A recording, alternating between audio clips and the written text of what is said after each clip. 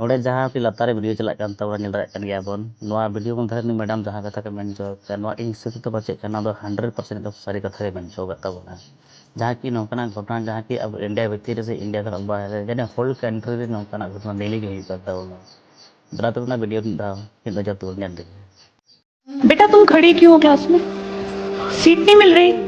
आगे आ जाओ, third line में आ जाओ, थर्ड लाइन में बैठा लो बेटा इसको। फिर तेरी बहन को जब कोई कहेगा यहाँ आके बैठ जा, फिर अच्छा लगेगा? थोड़ा लिमिट में रहना चाहिए ना। बैठ जाओ बेटा। चलो अपने देखो, अपने व्यवहार को ऐसा रखो जैसा तुम दूसरे के साथ करो, तुम्हारी बहन के साथ वही होगा।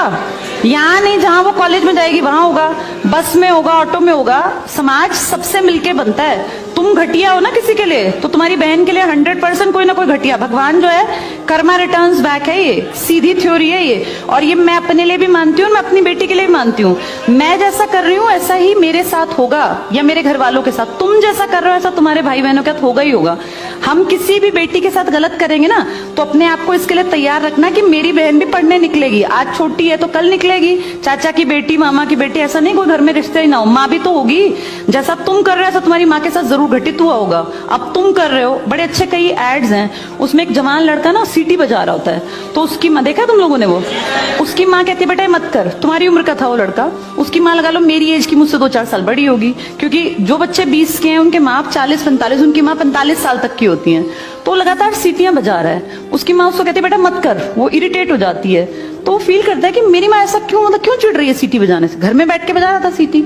तो उसकी माँ को याद आता है कि जब मैं रोज बस स्टॉप पे जाती हूँ, 45 साल की अधेड़ उम्र की एक औरत, एक घटिया लड़का, मतलब ऐसे नहीं होते बिल्कुल ही घटिया जिनकी परवरिश हो, वो रोज उसको परेशान करता है, उस 45 साल की औरत को।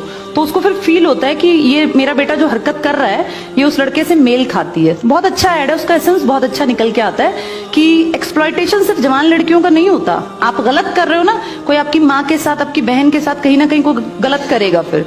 इसलिए समाज को अच्छा बनाओ, क्लास को ऐसा बनाओ, कोई लड़की वहां से अगर आ रही है और तुम कह रहे हो यहाँ आ जा, तो ये ठीक है। ये अपने आप सोच के देखो, ये हमारी परवरिश को भी दिखाता है कि हमारी परवरिश कैसी माँ ने की है। अपनी बेटियों को जितने हम संस्कार देते हैं ना, उससे ज्यादा बेटों को देने चाहिए, क्योंकि गलत करने वाले लड़के ही तो है ना, किसी के प्रति गलत कमेंट करने वाले। ये ठीक नहीं होता।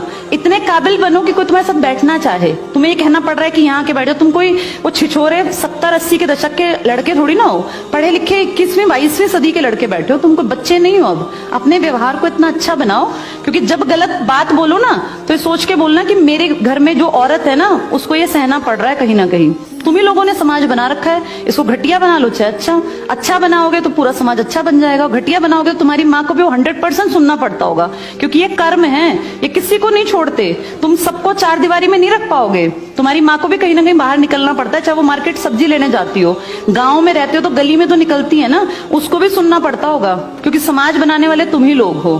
तो ये ध्यान रखो सबको कि भाई किसी को हमारे किसी भी कमेंट से बुरा ना लगे, और इनको अलग मत समझो। जैसे तुम्हारी बहनें ऐसी ये हैं। पसंद आना कोई अलग बात होती है, पर व्यवहार अच्छा रखना चाहिए। तुम्हारी परवरिश अच्छी माने की है, कम से कम ये दिखा के चलना। तो नौ मैडम कथा रे पे ना सहमति ना पे जहाँ को इतना वीडियो को शेयर ना स्क्रीन टाइम को शेयर ना तो लाइक तो शेयर तो कमेंट तो पे जहाँ जब आप यूट्यूब चैनल तब यूट्यूब चैनल सब्सक्राइब करते हैं, जहाँ फेसबुक में तब फेसबुक पेज लाइक करते हैं। ठीक है, मतलब